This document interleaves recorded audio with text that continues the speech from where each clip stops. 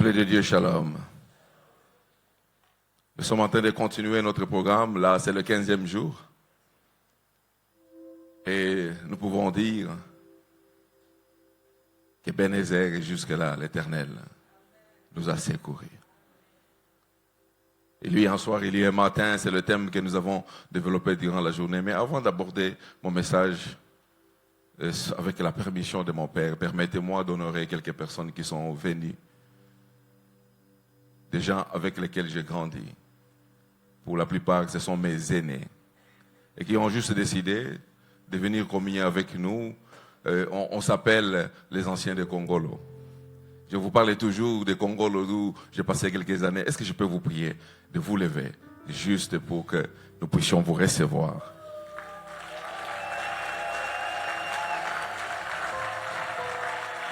Vous savez, je vous aime beaucoup, mais Dieu vous aime encore plus.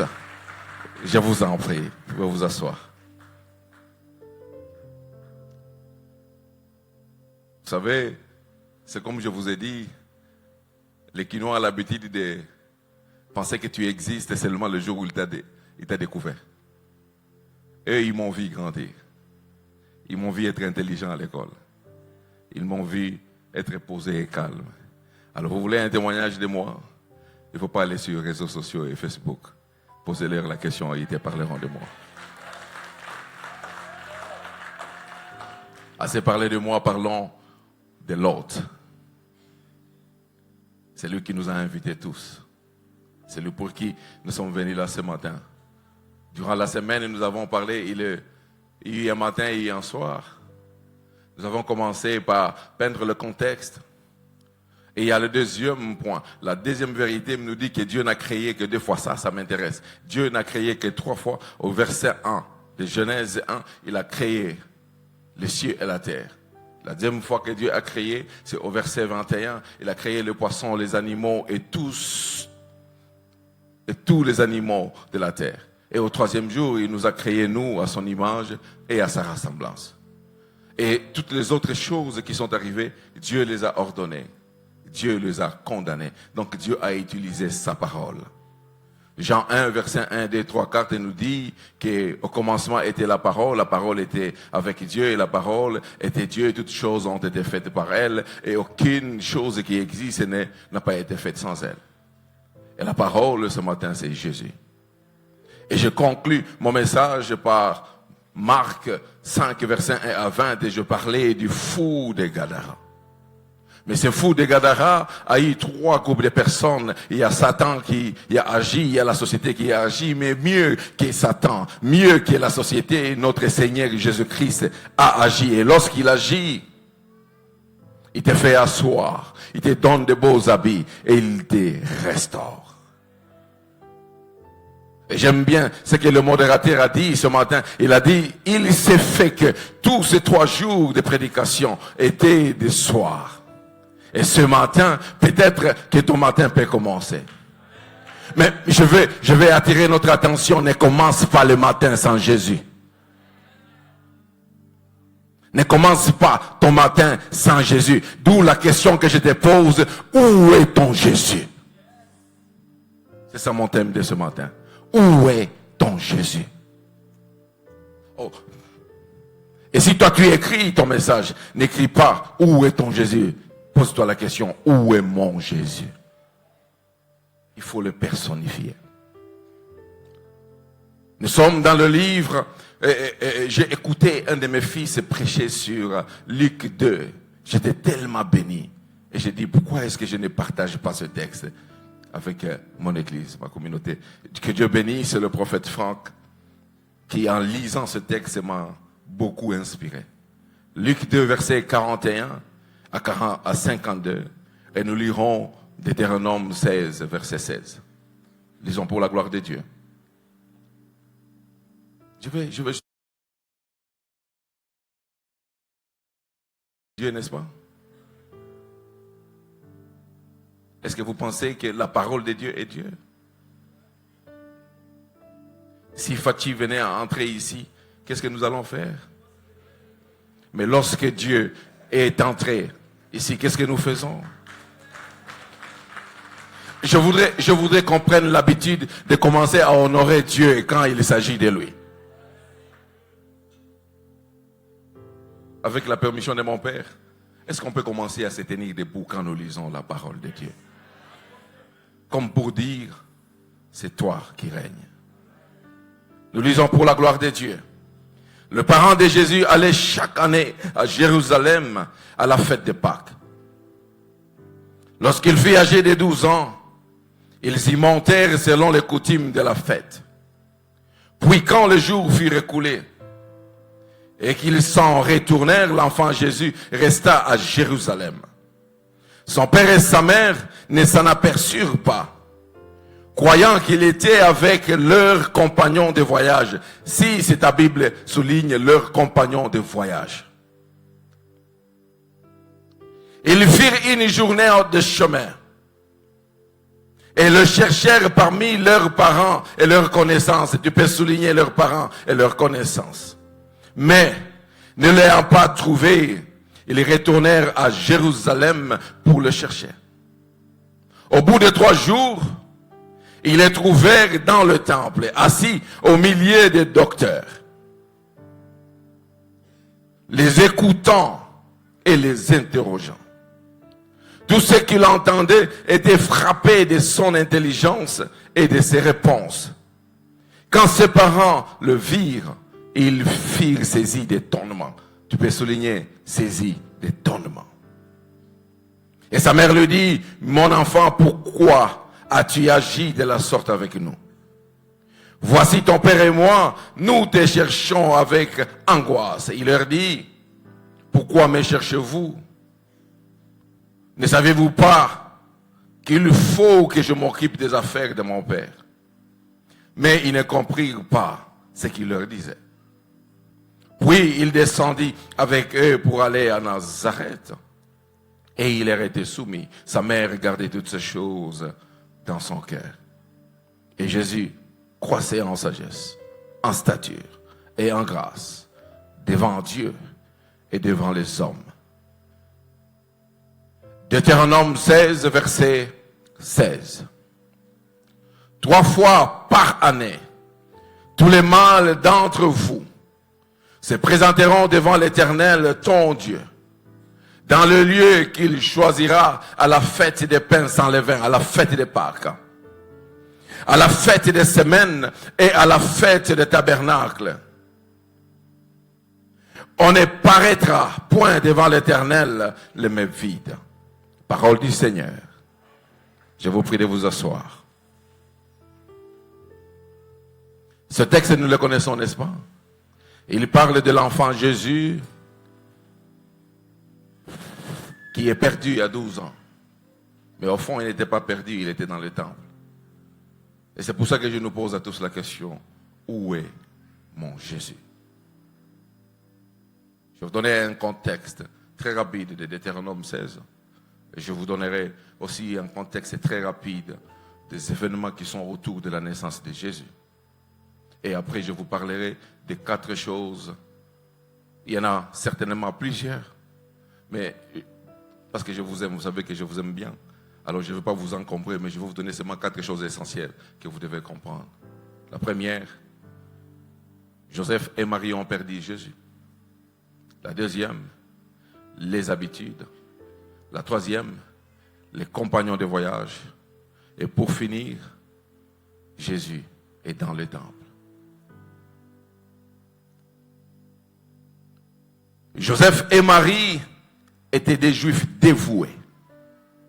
Et parce qu'ils étaient des Juifs, ils devaient se rendre à Jérusalem chaque année pour célébrer la fête de Pâques. Ça, vous le savez déjà. Dans la coutume, ils devaient aller 3 fois l'an. D'abord la fête de Pâques, ensuite la fête des semaines. Ça veut dire qu'ils ont fait des récoltes. Et après la récolte, ils vont compter cette semaine pour aller célébrer Dieu. De sorte que les récoltes deviennent abondantes. Et ensuite la fête des tabernacles. Mais il s'est fait que pendant ce temps, Jésus ou même la plupart des Juifs étaient pauvres. Ils n'avaient pas beaucoup de moyens. Donc tout le monde se rendait à Jérusalem 3 fois. il choisissait l'événement le plus important, la Pâque. C'est comme ça qu'il s'est rendu à la Pâque. En souvenir de leur sortie de l'Égypte. L'Égypte, ils sont sortis de l'Égypte la nuit. La nuit qui est la transition entre le soir et le matin. Oh, je prie, il y a quelqu'un qui est dans la période de transition, c'est que le matin va s'élever. La nuit, c'est le temps où ils sont sortis, et c'est la transition entre l'esclavage et en route vers la terre promise. L'esclavage, c'était leur soir. La nuit, c'est la période de transition, la période de sortie. Et le matin, c'était la terre promise. Aujourd'hui, je ne suis pas venu parler de la terre promise. Aujourd'hui, je vais parler de où est Jésus. N'entrez pas dans ton matin sans Jésus. Alléluia. Et c'est dans ce contexte-là que Jésus se retrouve à Jérusalem. Je suis sûr qu'il y est allé plusieurs fois. Mais la fois qui nous intéresse, c'est la fois où Jésus est perdu. Ce qui nous introduit dans la naissance de Jésus. Nous connaissons tous comment Jésus est né. Alléluia. Dans ce contexte de la naissance de Jésus, je vais dire que la naissance de Jésus est unique. À plusieurs points. Mais des points m'intéressent. Elle est unique parce qu'au lieu d'être une bénédiction d'abord, c'était un fardeau. Est-ce qu'il y a des fiancés ici, des garçons fiancés ici? Levez juste votre main. Les garçons fiancés. Ah, vous avez bel été. Les garçons fiancés, admettons que votre fiancé vienne après le culte et te dise, mon cher, l'ombre du Saint-Esprit m'a couvert et je suis enceinte. Est-ce que vous allez accepter cette super chérie? Même les pasteurs que je suis, je ne vais pas croire. Je vais te dire, mais c'est quoi encore ça? Mais pourtant, c'est l'ombre du Saint-Esprit qui avait couvert Marie pour qu'il soit enceinte. Mais cela a failli lui coûter sa réputation, a failli lui coûter ses fiançailles, a failli lui coûter tout. À l'époque, et c'était passé à l'époque où la femme n'était même pas comptée. C'était pénible pour Marie. C'était dur pour Marie. C'était dur pour Joseph, toi qui acceptes la grossesse de quelqu'un d'autre et qui plisait le Saint-Esprit. Donc les gens pouvaient le regarder et dire, ah, ta femme a eu une grossesse dehors, mais toi tu l'acceptes et tu es là. Mais quelle peine que de perdre leur fils. Ce qui fait de Jésus une bénédiction et un enfant miracle. Ça c'est la deuxième chose. La puissance de Dieu a fait de Jésus un enfant unique. Un enfant que je peux appeler l'enfant miracle. Je vais poser à quelqu'un la question, qu'est-ce que tu feras? Qu'est-ce que tu sentiras? Que tu commences à perdre le ministère que tu as chèrement acquis. Qu'est-ce qui t'arrive quand tu commences à perdre tout ce que tu as acquis pendant les 21 jours? Qu'est-ce qui t'arrive quand tu es en train de perdre ta bénédiction? Qu'est-ce qui t'arrive quand tu es en train de perdre l'essentiel de ta vie? L'enfant que tu as attendu 20 ans pour l'avoir. Qu'est-ce que tu sens quand tu es en train de le perdre? Ne perds pas ton miracle. Ne perds pas l'enfant miracle. Ne perds pas l'enfant miracle. Jésus, il était un fardeau, mais il était aussi une bénédiction pour Marie. Mais bien plus, une bénédiction pour l'humanité.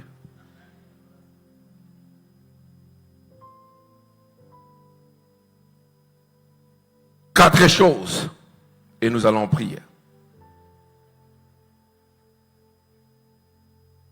La première chose, c'est que le père et la mère ont perdu Jésus. Comment perdre Jésus? Après tout ce que tu as vécu, après tout ce que Marie a vécu, comment perdre Jésus? Imaginez la peine de Marie de perdre Jésus. Imaginez le regard des autres qui connaissaient le contour de la naissance de Jésus. Imaginez. Si on était dans notre ère, on regarderait Marie et Joseph, on allait dire, quel inconscient.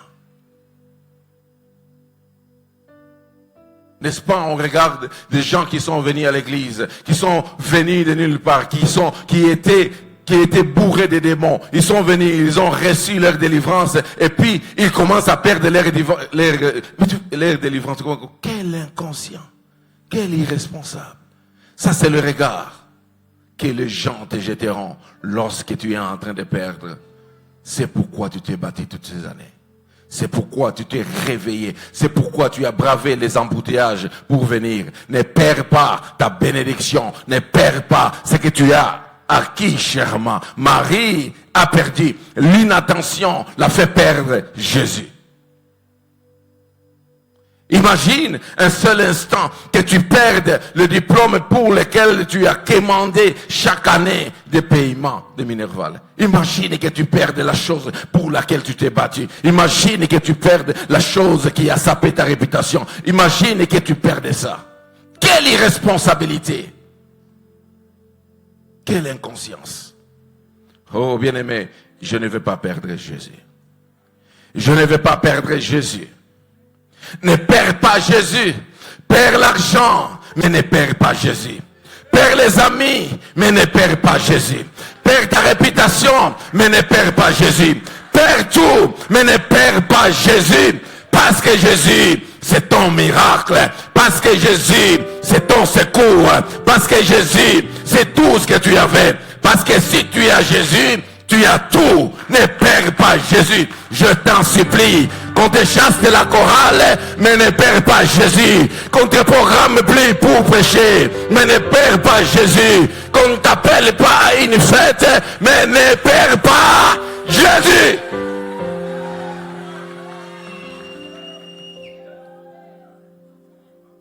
Ne perds pas Jésus, je t'en supplie. Il y a un soir, il y a un matin. Le matin, c'est le moment de l'abondance et de la bénédiction. Mais que l'abondance vienne, que la bénédiction vienne. Mais toi, ne perds pas Jésus. Il est écrit, à quoi servirait-il à un homme de gagner tout l'univers, de gagner toute la terre, de devenir le président le plus puissant du monde s'il perdait son âme? Sans Jésus, quoi que tu sois appelé puissant, tu es inutile, tu es impuissant. Ne perds pas Jésus. Oh, les gens vont t'acclamer. Les gens vont parler du bien de toi. Mais s'il te plaît, ne perds pas Jésus. Marie, Joseph, papa, maman, ne perdez pas Jésus dans vos maisons.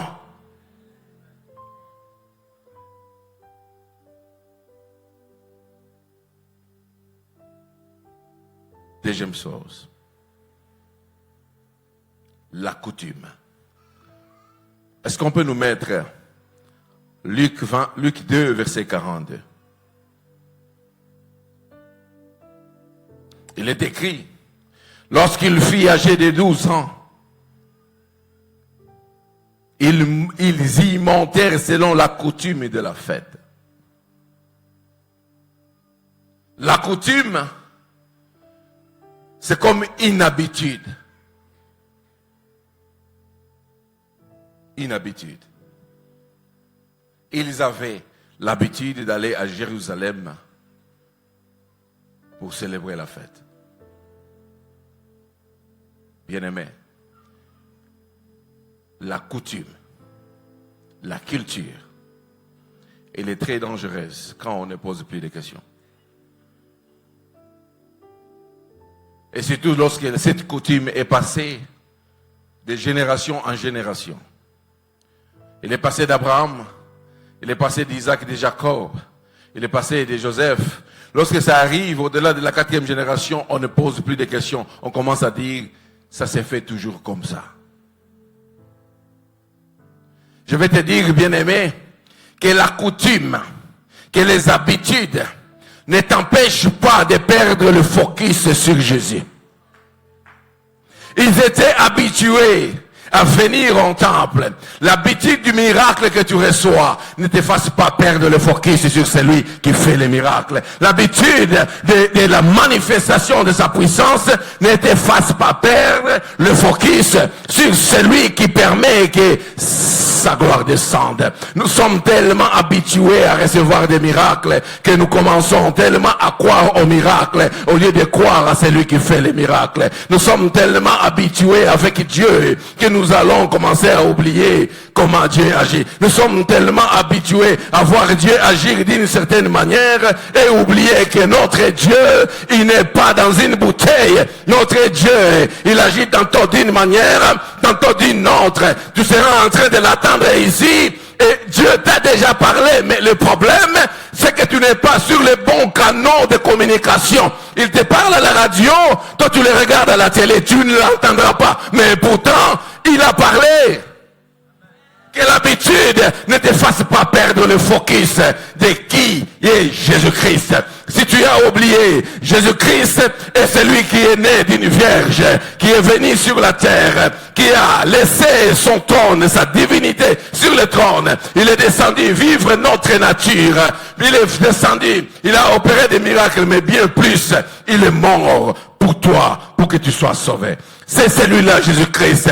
Et il n'a pu s'est pas arrêté là. Et quand il est ressuscité, il nous ressuscite avec lui et il nous passe le relais. Oh, Jésus-Christ, il est spécialiste de la course à relais. De la course à relais. Dans la course à relais, c'est lui qui commence à courir. Il court tellement vite et qu'il nous passe le relais. Et nous devons passer le relais après nous. Jésus-Christ. C'est celui-là qui nous a dit, en mon nom, vous imposerez les mains aux malades et ils seront guéris. S'il te plaît, que l'habitude, oh homme de Dieu, avec une voix rauque, on est habitué à prêcher, on est habitué à voir Dieu agir. S'il te plaît, ne t'habitue pas à la voix rauque, habitue-toi à Jésus. Ne perds pas le focus sur Jésus. Ne perds pas le focus, c'est lui qui délivre. Onga, ce qui n'a simbio kaka, osana délivrer, yo, osana nguya ko délivrer mutute. Tu n'en as pas, tu n'as même pas les capacités. C'est Jésus qui délivre au travers de toi. C'est Jésus qui sauve. C'est Jésus qui fait toutes ces choses.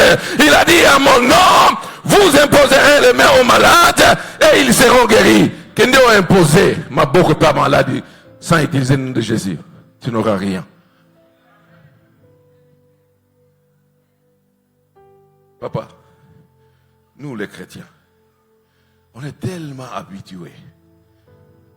Au Sambele Mouké, aux yeux réponse, c'est quoi? C'est la réponse là qui est devenue ton Jésus. Oh, je t'ai délivré. Nous, c'est seulement avec l'huile. Quand on met dans l'huile, il n'est pas Jésus. Ne t'habitue pas aux pratiques, mais habitue-toi à Jésus. Ne perds pas le focus sur Jésus. Est-ce que nous sommes là? Est-ce que quelqu'un veut arrêter les habitudes? Oh, et pas un abisso, ce qui passait à Nyati, on dit qu'on a passé à Zananguya, il y a qui s'ayote. Mais c'est Jésus qui guérit. Troisième chose, les compagnons de voyage. Il a dit, Joseph et Marie. Pour revenir à notre premier point, Joseph et Marie ont perdu Jésus. Ça, c'était la première fois. Mais il est possible que tu perdes Jésus 2 fois. Parce que Joseph et Marie, ils ont perdu Jésus, ils ne pouvaient pas le voir. Mais ils pensaient qu'il était chez les compagnons de voyage.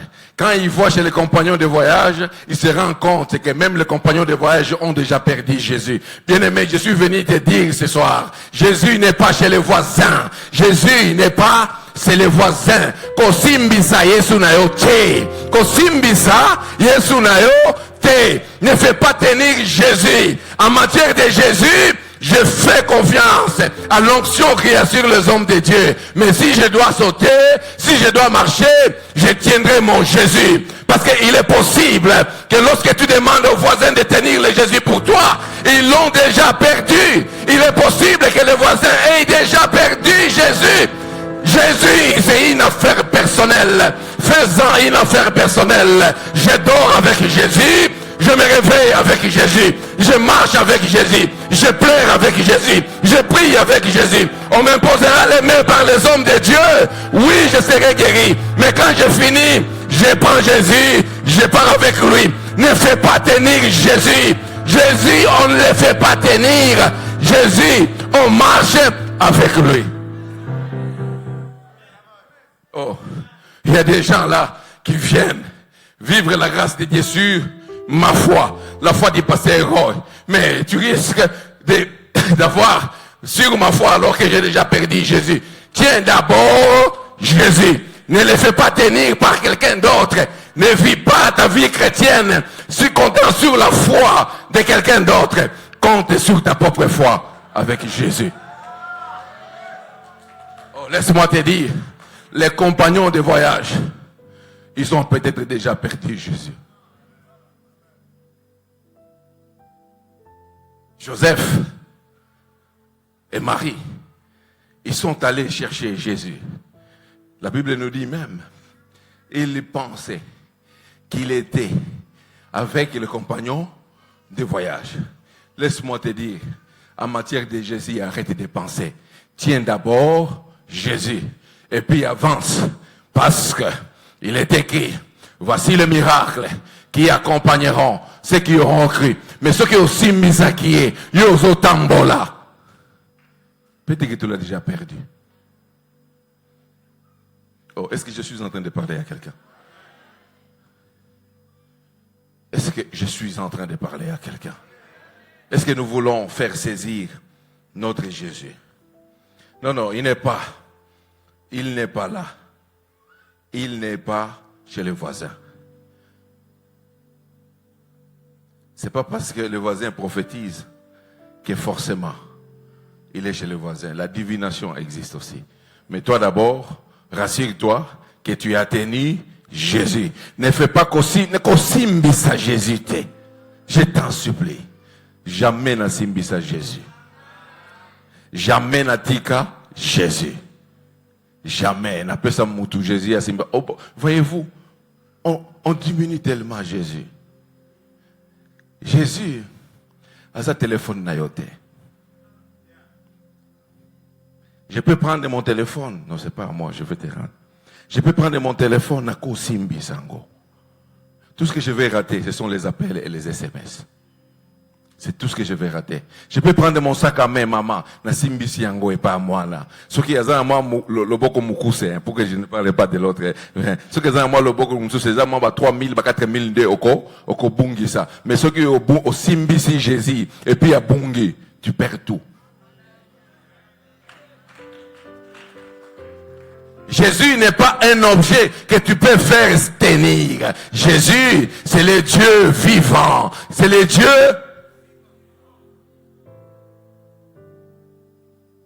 Arrêtons de faire tenir Jésus. Jésus n'est pas chez les compagnons de voyage. Même si nous sommes avec lui à l'église, nous prions avec lui. Tu es mon frère, tu es ma sœur, je t'aime beaucoup. On prie à l'intercession, il y a le feu qui sort. Mais moi, je ne lâche pas mon Jésus. Je ne te fais pas tenir. Fais de Jésus une affaire personnelle. Quelle est la chose que tu gardes personnellement? Remplace cette chose par Jésus. Bien-aimé, on peut entrer dans le matin, mais si Jésus n'est pas là, on est resté dans le soir. On peut avoir l'impression d'être dans le matin, et pourtant, on est toujours dans le soir. Oh, je prie que vous ne puissiez pas faire tenir Jésus. Je prie que Dieu vous donne la force de saisir votre Jésus, parce que Jésus n'est pas chez les voisins, ni chez les compagnons de voyage.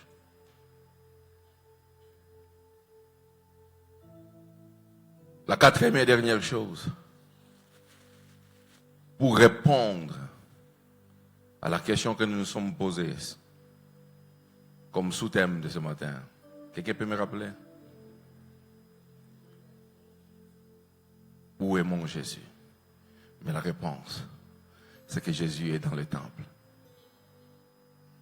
Jésus est dans le temple. Jésus est dans le temple. Jésus est dans le temple. Alors, si Jésus est dans le temple, qu'est-ce qu'il faut faire? Il faut chercher Jésus. Il faut chercher Jésus. Il faut aller chercher Jésus. Il est où? Il est dans le temple.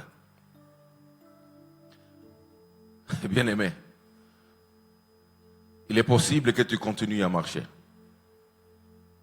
C'est très possible que tu continues à marcher.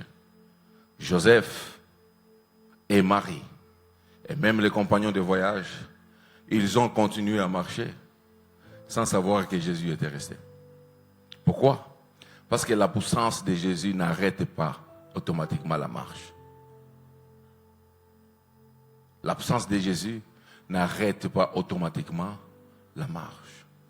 Dans 1 Samuel 15, le verset 23 et le verset 26, on nous relate l'histoire d'un roi, le roi Saül, qui a été intronisé 2 ans auparavant. 2 ans après seulement, il a été rejeté par Dieu. 2 ans après seulement, Dieu l'a rejeté. Mais pourtant, Saül est resté sur le trône 38 ans après le rejet. Il est possible que tu continues à marcher alors que Jésus est déjà absent. Il est possible que tu continues à marcher pensant que Jésus est avec toi, mais Jésus a dit kala. Parce que l'absence de Jésus ne signifie pas que la marche s'arrête automatiquement. Toi, tu fais les miracles, tu pries pour les gens tombent et tu dis, non, mais ça va, non, Jésus a dit kala na temple kala. Joseph et Marie continuaient à marcher. Il faut aller chercher Jésus. Il est possible que tu sois sur le trône alors que l'huile, l'onction n'est plus sur le trône. Il est possible que tu sois sur le trône alors que l'onction est sur un petit enfant. Il est possible que tu continues à crier, à parler, à prier avec vigueur, mais Jésus est déjà parti. Cherchons Jésus tous les jours. Cherchons Jésus le matin. Cherchons Jésus le soir. Cherchons Jésus la nuit. Cherchons Jésus au réveil. Cherchons Jésus dans notre soir. Cherchons Jésus dans notre nuit. Cherchons Jésus dans notre matin. Un matin sans Jésus, c'est une perte de temps. Un matin sans Jésus, c'est une course sans boussole. Il faut vérifier, toujours vérifier que Jésus est là. Bien-aimé, que la coutume ne nous arrête pas. Que les compagnons du chemin ne nous arrêtent pas. Jésus, je le cherche dans tous les domaines de la vie. Je cherche Jésus dans mon mariage. Je cherche Jésus dans mes études. Je cherche Jésus dans tout ce que je fais. Je cherche Jésus. On se marie, on a prié pendant le moment de fiançailles. On cherche vraiment à se marier. On a prié l'intercesseur Koutou en Assima. Alléluia.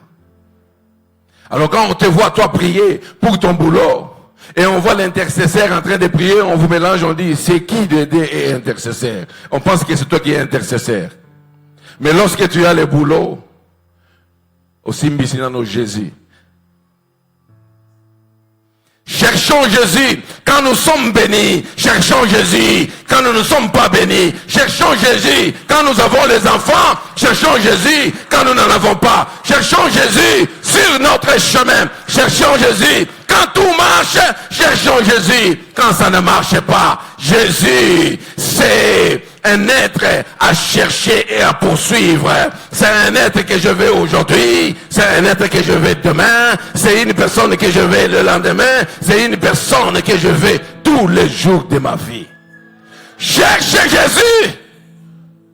Quand tu es malade, tu cherches Jésus. Quand tu es en bonne santé, je cherche Jésus. Quand je marche dans la vallée de l'ombre de la mort, je cherche Jésus. Quand je marche sur le boulevard asphalté, je cherche Jésus. Quand tout va bien, je cherche Jésus. Quand tout va mal, je cherche Jésus. Jésus, c'est mon compagnon de toutes les circonstances.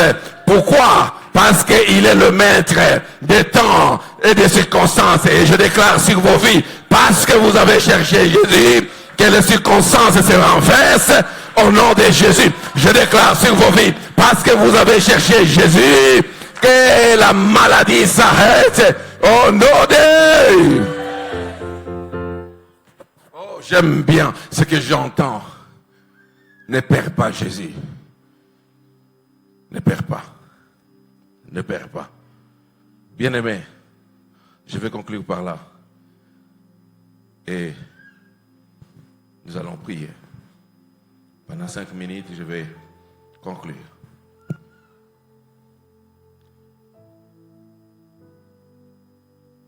L'église, le temple, c'était le dernier lieu où Joseph et Marie sont allés chercher Jésus.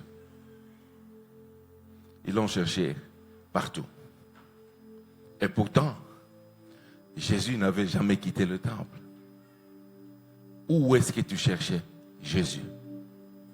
Ils ont fait 3 jours pour chercher Jésus. Et pourtant, Jésus était toujours dans le temple. Le temple devient le lieu où nous venons chercher nos besoins, nos réalisations. Mais le temple, ça doit être le lieu où nous venons chercher Jésus. Mais la bonne nouvelle, c'est que vous et moi, nous n'avons plus besoin de faire 3 jours de marche pour chercher Jésus. Parce que le Seigneur a déplacé les limites de Jérusalem. Il a déplacé les limites géographiques de Jérusalem. Parce que les limites géographiques de Jérusalem sont devenues spirituelles. Jésus n'est plus à Jérusalem, mais Jésus est partout. Mais le lieu le plus proche pour trouver Jésus, c'est toi. Les lieux les plus distants, les plus lointains pour trouver Jésus, c'est toi. Il est écrit dans 1 Corinthiens 3, verset 16. Ne saviez-vous pas que vous êtes le temple du Saint-Esprit? Oh, 1 Corinthiens 6, verset 19. Ne saviez-vous pas que votre corps est le temple du Saint-Esprit, la demeure de Dieu? Jésus a trouvé, bon, on me cherche longtemps. On doit parcourir des distances. Maintenant, j'ai raccourci les distances. L'homme devient le temple. Si tu es un temple, la bonne nouvelle, c'est que Jésus est dans le temple. Jésus n'a pas quitté le temple. Tant que tu seras le temple, Jésus sera dans le temple. Tant que tu seras le temple, Jésus sera dans le temple. Tant que tu seras le temple, ton corps sera le temple. Jésus sera dans le temple. Si Jésus est dans le temple, lorsque tu es à l'école, à l'université, et qu'on parle d'un Jésus qui aime les gens doivent être en mesure de dire, oh, mais ce n'est pas la sœur là qui est Jésus. Pourquoi? Parce que la sœur là aime comme Jésus, comme on m'a raconté comment Jésus aime. Oh, lorsqu'on parlera de la patience, Jésus, c'est un homme patient avec nous. Il a dit, non, je viens de rencontrer Jésus au travail. Parce que ce frère-là, il est patient comme Jésus. Qu'on voie Jésus au travail. Quand on te voit, qu'on voie Jésus. Quand tu es au boulot, on voit Jésus. Quand on parle de l'amour, qu'on voit Jésus. Quand on te regarde, on regarde Jésus. Mais pour cela, deviens seulement le temple. Devient seulement le temple. Et ça, c'est un problème que nous avons. Devient seulement le temple. Devient seulement le temple. Devient seulement le temple. bien-aimé, Jésus, il ne faut pas s'habituer. Si tu penses, oh, c'est là que je vais arrêter. Si tu penses, si vraiment tu penses que tout ce que tu as vu de Dieu, que ce que tu as entendu parler sur Dieu, ce sont les seules choses que Dieu est capable de faire, donc tu ne connais pas les dieux de la Bible. Si ce que tu as vu des malades guéris, si tu penses que c'est tout ce que Jésus est capable de faire, ça veut dire que tu ne connais pas les dieux de la Bible. Je vous ai dit de souligner. Ils étaient saisis d'étonnement. Qui? Marie et Joseph. Vous vous souvenez? Au verset 46. Ils étaient saisis d'étonnement. Marie, la mère de Jésus. Joseph, le père adoptif de Jésus. Eux-mêmes, ils ne connaissaient pas profondément Jésus. Ils ne le connaissaient pas dans toute sa splendeur. De sorte que lorsqu'ils viennent dans le temple pour le trouver, eux-mêmes, ils étaient étonnés. Oh bien-aimé, j'ai une bonne nouvelle pour toi ce matin. Il est possible que tu connais Jésus à une dimension. Le même Dieu que tu as toujours côtoyé, le même Jésus que tu as toujours déclaré, lorsque tu le retrouves, il t'étonne. Lorsque tu le retrouves, il t'étonne. Lorsque tu le retrouves, tu le connais encore mieux. Marie et Joseph ne le connaissaient pas. Au fond, ils pensaient que c'était juste un enfant miracle, mais il était mieux qu'un enfant miracle. C'est que quand ils l'ont retrouvé, oh, lorsque Jésus est dans le temple, il étonne. Lorsque Jésus est dans le temple, il surprend. Lorsque Jésus est dans le temple, il montre qu'il n'est pas juste le petit Jésus. Il est le roi de gloire. Il contrôle toutes choses. Il fait ce qu'il veut quand il veut. Il a dit, je fais grâce à qui je fais grâce. Je fais miséricorde à qui je fais miséricorde. Oh, je suis en train de parler. Tu as connu Jésus jusqu'à 3 dimensions. Mais Jésus n'est pas que 3 dimensions. D'ailleurs, les dimensions de Jésus, on ne peut pas les comparer. On ne peut pas les numériser. On ne peut pas les limiter. Cherchez Jésus. Et s'il est dans le temple, il t'étonnera. Oh, laisse que mon Jésus t'étonne. Laisse que mon Jésus t'étonne. Laisse que mon Jésus t'étonne.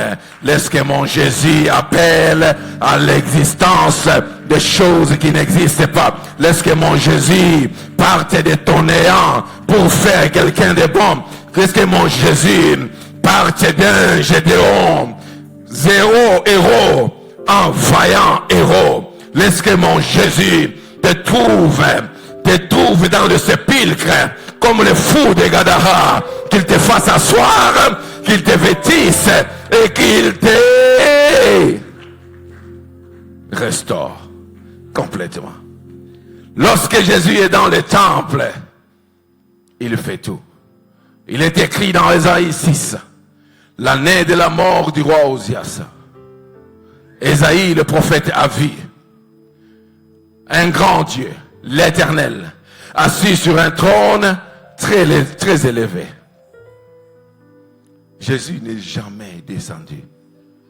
Il ne sort pas du temple que tu es. Et c'est là que je vais te demander quelque chose. Est-ce que tu es le temple? Ce matin, est-ce que tu es le temple? Parce que si tu n'es pas le temple, il est possible, si tu le cherches, qu'il vienne habiter en toi. Bien-aimé, la vie chrétienne, c'est une vie de temple. C'est une vie dans la présence de Dieu. Jérusalem, où Jésus est allé, c'était considéré par les Juifs comme le lieu de la présence de Dieu, comme le lieu de la rencontre entre l'humain et le divin. C'était le lieu où on rendait gloire à l'Éternel. Mais Jésus a dit, non, je vais raccourcir. Il a raccourci la chambre haute.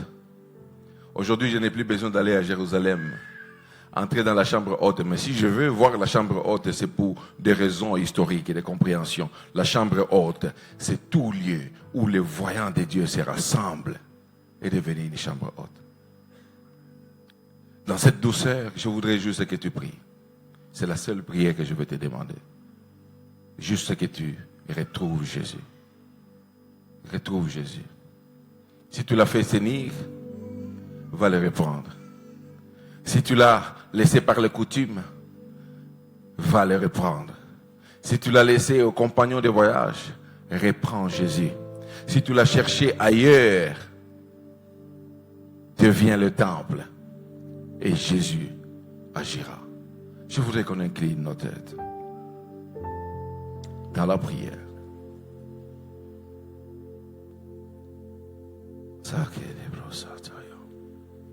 Merci, cher Saint-Esprit, pour ta présence. Merci, Jésus, d'être ici présent.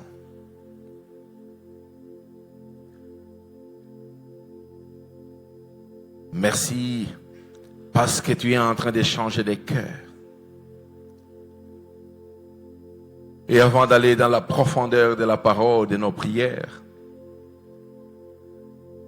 je vais demander à quelqu'un qui n'a pas encore fait la rencontre avec le Jésus que je viens de prêcher.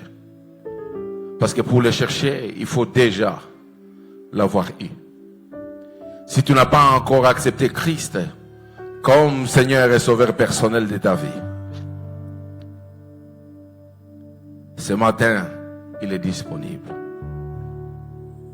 Si tu ne l'as pas encore fait, si tu veux le recevoir comme ton Seigneur et comme ton Sauveur personnel, je ne suis pas en train de parler de gens qui fréquentent les églises. Je vais à l'église chaque jour. Non.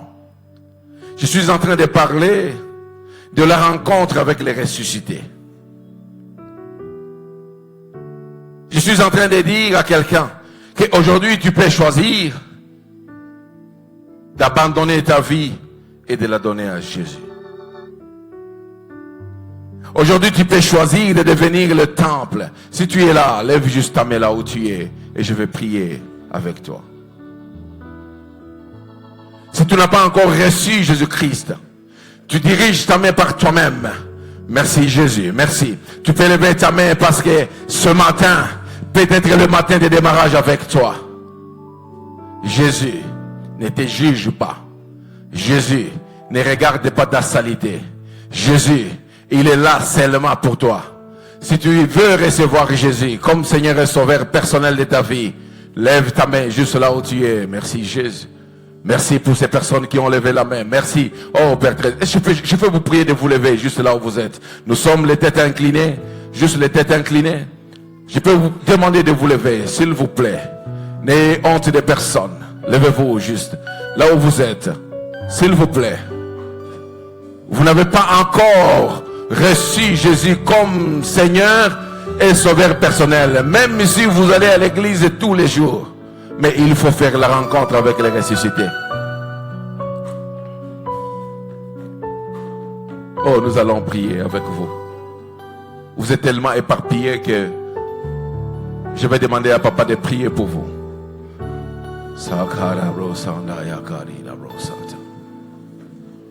Vous venez de prendre une